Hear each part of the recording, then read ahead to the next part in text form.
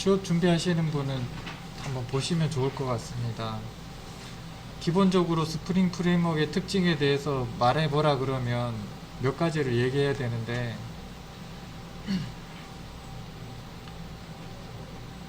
여기 내용 보시면 포조라는 게 있습니다.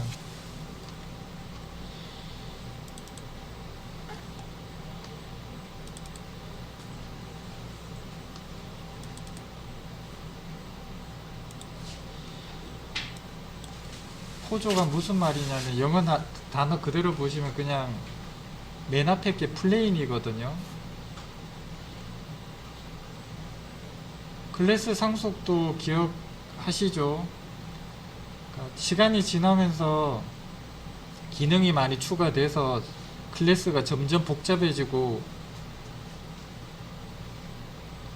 덩치가 많이 커졌다고 생각하시면 됩니다. 그런 식으로 계속 진행이 되어 오다 보니까 거기 그 해당 클래스를 쓰거나 할 때 리소스가 많이 사용을 하니까 뭐 속도나 이런 여러 가지 문제점이 발생을 했고, 그렇게 하지 말고 그냥 이게 무슨 말이냐면 플레인이 그냥 평범하다라고 생각하셔도 되고, 평범한 예전의 자바 오브젝트니까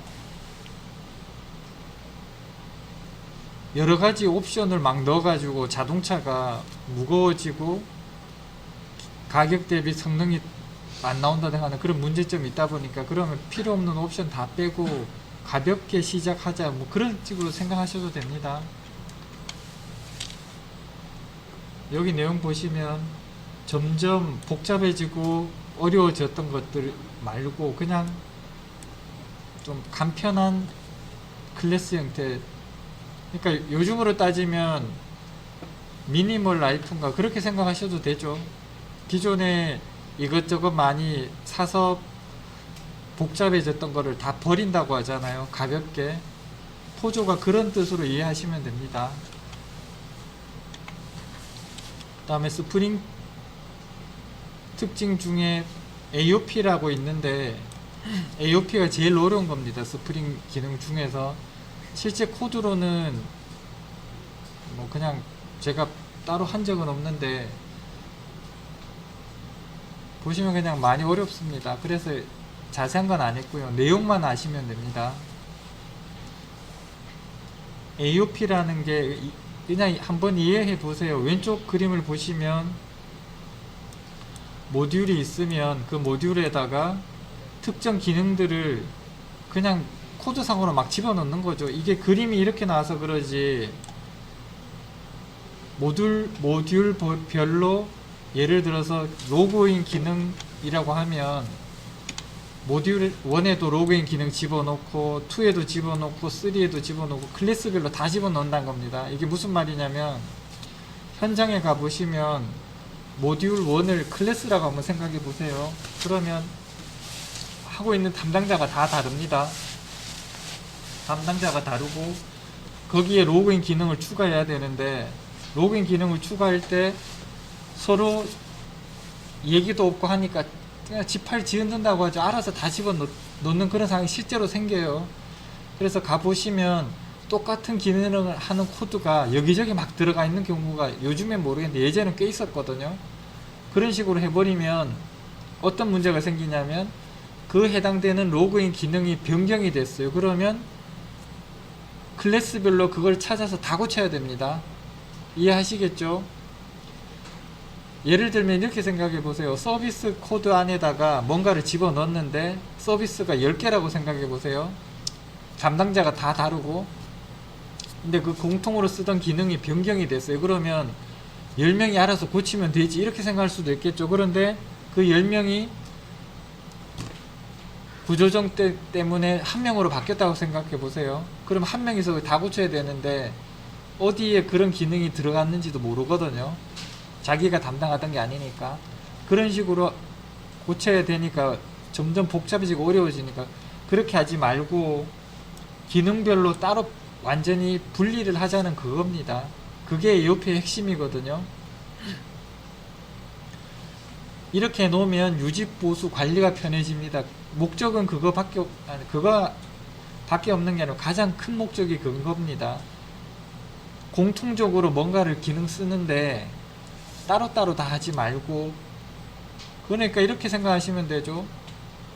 여기에 예를 들어서 난방장치가 없다고 생각해 보세요. 그러면 개인별로 핫팩을 쓰든 전기 담요를 쓰든 다 따로 써야 되잖아요. 그렇게 하지 말고 하나에서 공통되는 것들을 별도로 빼서 저렇게 하나 히터가 돌아가면, 여기 있는 분들은 물론 뭐 추워서 별도로 하시는 분들도 있겠지만 개별로 전기 담요를 준비할 필요는 없잖아요. 그런 식으로 접근하셔야 돼요. AOP 핵심은 그겁니다. 공통적으로 사용하는 기능을 완전히 분리를 하는데, 그럼 분리해서 뭐 하냐고 생각하실 수도 있지만 관리가 쉬워진다고 생각하시면 돼요. 유지 보수. 여기 있는 분들이 예를 들어서 전기 담요를 한 개씩 다 쓰고 있는데 집에 갈 때 플러그를 안 빼고 갔어요. 그럼 불이 날 수도 있잖아요. 그런데 저런 식으로 히터 하나 놔두면 저 하나만 끄면 되니까 기본적으로 유지 보수가 쉽게 간다, 이렇게 생각하시면 기본 여기 있는 특징들을 다 이해할 수 있거든요. AOP는 그겁니다. 코드상으로는 좀 어려운데 코드상으로까지 초급에 하실 필요는 없고 내용만 최대한 설명하실 수 있으면 돼요. 여기 보시면 기존의 OOP라는 거는 이게 개인이라고 생각해 보세요. 아까 말씀드린 대로 각자 필요한 거 다 집어넣는 겁니다. 추우니까 전기담요, 뭐 전기장판 따로따로 갖고 오던 거를, 이게 개인이라고 생각해 보세요. 개인이 여러 명이 있으면 밖에다가 그냥 중앙 난방을 한다고 생각하시면 돼요. 그런 식의 접근의 AOP입니다. 지금 하는 것들은 인터뷰 때 99% 질문할 겁니다. 그리고 아까 모델 2에서 스프링 넘어올 때 그 그림 기억하시죠? 중앙 컨트롤에서 컨트롤 타워 하나 만들었다고. 컨트롤 타워에서 만들어 버리고 세부적인 것까지 다 관리를 한다고 얘들이 결정을 한 거예요. 그래서 어떤 일이 생기냐면, 자바 수업 기존에 하실 때 김경 선생님이랑 수업하실 때 뭐 뉴해서 클래스 만들었잖아요. 기본적으로 자바 클래스는 뉴해서 흰 메모리에 올려놓고 써야 되는데, 그런 식으로 여기저기 하니까 가비지 콜렉터에서 삭제하는 시점이나 이런 것도 조절이 안 되고, 실제로 나중에 자바 코드 하다 보면 가비지 컬렉터가 동작을 제대로 안 할 때는 강제적으로 코드상에서 메모리에서 삭제하는 코드를 넣기도 합니다. 그런 코드가 실제로 있어요. 찾아보시면. 근데 그런 것들을 방지하려고 모든 거는 우리가 다 관리하겠다. 뉴 해서 생성하는 것도 너네가 하지 말고 우리가 하라고, 우리가 그 시점에 맞춰서 우리가 할 테니까 너네는 준비만 해라. 이런 게 제어의 역전입니다. 더 이상 뉴해서 메모리 생성하지 말고 어노테이션만 만들어 놓으면 필요한 상황에 우리가 알아서 뉴해서 메모리에 등록해 주겠다. 그게 제어의 역전 의미고요. 생명 주기는 여기서 이게 나오면서 얘들까지 따라오는 겁니다. 그러니까 메모리 생성 자체를 컨트롤 타워에서 알아서 하는 거고, 그러면 생성하는 것도 얘들이, 종료하는 것도 얘들이, 우리가 스스로 못하고 얘들이 알아서 하는 거잖아요. 그래서 생명 주기 관리가 자동으로 되는 겁니다. 제어의 역전 때문에. 의존성 주입도 똑같아요. 우리가 필요한 시점에 뭔가를 생성해서 막 쓰는 게 아니고, 이것조차도 컨트롤 타워에서 알아서 하겠다. 너네는 만들어 놓고 준비만 해라. 그런 겁니다. 그러니까 개인의, 그냥 뭐 사람으로 따지자면 개별적으로 스스로 뭔가를 막 하던 것들을 한 군데서 딱 정리해 가지고 그것만 하는 겁니다. 그러니까 이렇게 생각하시면 되죠. 우리 처음에 코로나 문제가 생겼을 때 마스크 쓰는 사람도 있고 안 쓰는 사람도 있고 문제가 많았잖아요. 뭐 거리두기 어쩌고저쩌고. 근데 정부에서 다 이렇게 하라고 시켰잖아요. 우린 그대로 따라갔고, 그런 의미로 생각하시면 돼요. 모든 것들을 컨트롤 타워에서 알아서 할 테니까 우리는 거기에 맞게 따라가야 되니까, 예를 들면 뭐 생성 소멸도 우리 그 코로나 환자분 중에 돌아가신 분들은 무조건 뭐 화장한다든가 초기에 그런 적도 있었거든요. 그런 식으로 모든 것들을 다 알아서 한다는 의미입니다. 의존성 주입도 의존성 주입이 이따가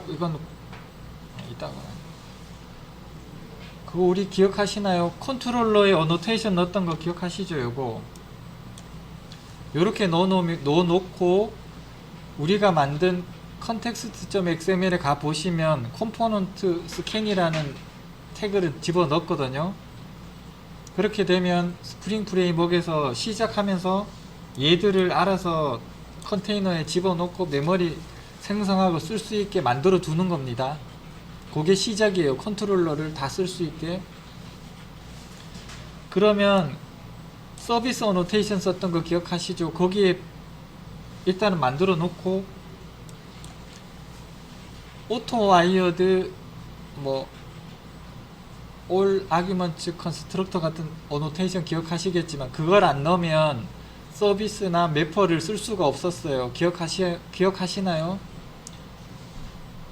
그러니까 컨트롤러를 일단 등록해 놓고 필요로 하는 것들은 오토와이어드 요겁니다.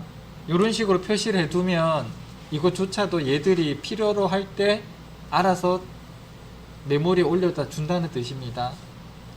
의존성이란 말은 컨트롤러만 갖고는 DB에 어떤 일을 할 수가 없잖아요. 코드 기억해 보세요. 그러면 서비스 클래스 만들었고 매퍼 인터페이스 만들고 맵 쿼리까지 다 만들었습니다. 근데 그 만들어 놓고 걔들을 언제 쓸지 어떻게 쓸지 조차도 스프링 프레임워크에서 관리한다는 거예요. 그러면 서비스 어노테이션 이렇게 해놓고 요 어노테이션 넣어두면 필요로 하는 그 시점에 얘들이 스스로 우리는 아무것도 안 했지만 메모리에 할당을 해서 동작을 하고 끝나면 거기서 이제 더 이상 없으니까 가비지 컬렉터에서 메모리에서 삭제하는 그런 것들을 스프링이 다 해준다는 말입니다. 요거는 100% 99% 나옵니다.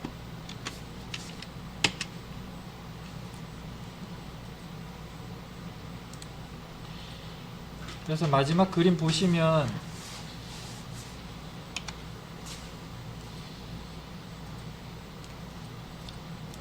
스프링에는 컨테이너라고 있거든요. 말 그대로 컨테이너입니다. 컨테이너가 있으면 이 안에서 뭔가를 해서 우리가 쓸 수 있는 걸로 인스턴스가 뭔지 기억하세요? 클래스 이름 쓰고 옆에 소문자로 쓴 거 있잖아요. 그게 인스턴스입니다. 클래스의 이름으로 만든 거를 인스턴스인데 그걸 객체라고도 부르고요. 그걸 생성하는 건데 그 역할을 기존에 우리가 뉴해서 만들었던 거를 스프링은 컨테이너에서 알아서 해준다는 그겁니다. 이런 식으로 어노테이션을 써놓으면 지가 알아서 만들어서 쓸 수 있게 바꾸는 겁니다. 이게 이해가 안 가시면 이렇게 생각해 보세요. 우리가 거기 어디 뭐 여행을 가거나 하려고 할 때 자동차를 이용해야 되잖아요. 그러면 보통은 우리가 가서 시동 켜고 차를 갖고 나오면 됩니다. 맞죠? 주차장에 있는 거. 그런데 이번에 인천공항 보니까 눈 많이 오고 난리가 났던데 그런 데는 주차장에서 대행 서비스 같은 거 있잖아요. 알아서 차 갖다 주는 거. 얘가 그런 역할입니다. 우리가 스스로 가서 갖고 오는 게 아니고 특정 어떤 서비스 안에서 스스로 해주는 것들 기억하시면 그걸 스프링 프레임워크 하는 겁니다. 내가 차를 당장 몰고 나가고 싶어도 얘들이 차를 안 갖다 주면 차를 쓸 수가 없어요. 그런 의미로 접근하시면 돼요. 우리가 할 수 있는 건 아무것도 없고 하려고 준비만 해놓으면 너희들이 나갈 시점이 됐을 때 우리가 차를 앞에 갖다 놓을 테니까 그때 타고 나가라. 그렇게 생각하셔도 됩니다. 그게 제어의 역전입니다.